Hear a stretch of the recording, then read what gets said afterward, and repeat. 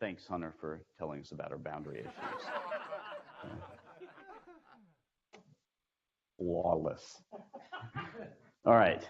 Okay, so my talk is on puns, a master class. Let me get in front of the camera. This is going to be, I got 5 minutes, so this is going to be intense. Most of you have probably heard a few of my puns. Actually, most of you probably heard many of my puns. If you're lucky enough, you probably heard some of my puns outside the workplace, and the rare select few of you have heard puns in the men's room. And you can look around and see which one of them they are, because they're the ones not giving you any eye contact right now. Let's see. The basic definition of a pun is like the play on words or word sounds, but it goes earlier than that. It goes back into like hieroglyphic days. So you had the Egyptian and Mayan hieroglyphics that actually contained puns in them. Maybe a little more recent was Beowulf, if you're familiar with that. Shakespeare used puns liberally. Famous one is at the prologue of Romeo and Juliet, where they were talking about the Romeo and Juliet family lines. Turns out lines and loins in Old English are very similar to each other, and therein was one of the puns. In addition to the history and linguistic interest, there's also scientific interest. So this is true. The University of Colorado in Boulder has the Humor Research Laboratory, or HURL. They study the neurology of humor, and they've broken it down into a basic formula of expectation and incongruity. So the pun is probably the simplest, baser version of this.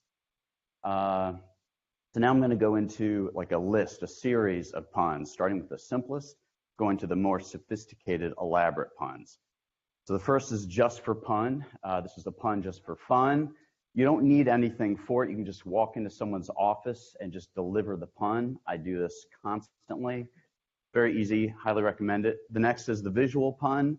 This requires some visual element to make the pun work. So in this case, Ben & Jerry's, the Americone Dream. The next is the word swap pun. Now this is, I'm going to get back into this one by way of 2014. In China, they banned puns. This is true. It made the news. They wanted to protect their culture and impressionable young children. Apparently, though, they're really only concerned with literary references. So making a pun about that violates like a literary reference is what they really don't want you to do. So kind of with China, in the sense, the pun is dead, long live the pun, and that's an example of a word swap pun. Then there's the pop culture pun. This requires you to have some common knowledge about pop culture. I'm going to take a stab here and say, you all get it when I say keep your eye on the Enterprise, or set your phasers for pun, or those are the best Cumberbatch of cookies I've ever had. No? Okay, then there's the Deadpan Pun. This is starting to get a bit more sophisticated. This is where you're engaged in a conversation. Someone says something that registers a pun. You immediately insert it back in without giving them any clue, and it's up to them to get it or not. And if they do get it, it's gold. So an example of this is Carl, Chris, Mara, and myself are going out for lunch. Carl says, why don't we take the elevator? I said, actually, I've been having a problem with elevators, but I'm taking steps to avoid them.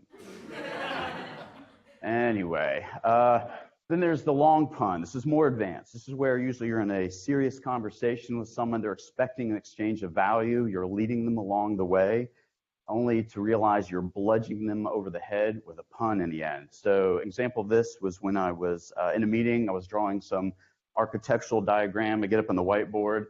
I'm drawing a T-shirt, and I turn around and apologize and say, I'm sorry, I'm just drawing a blank here.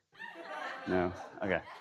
And then Singularity Pun. This is the combination of most or all of the former elements of a pun.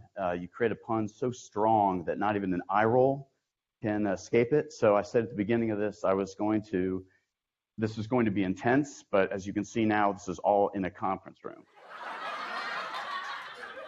There you go. Thank you.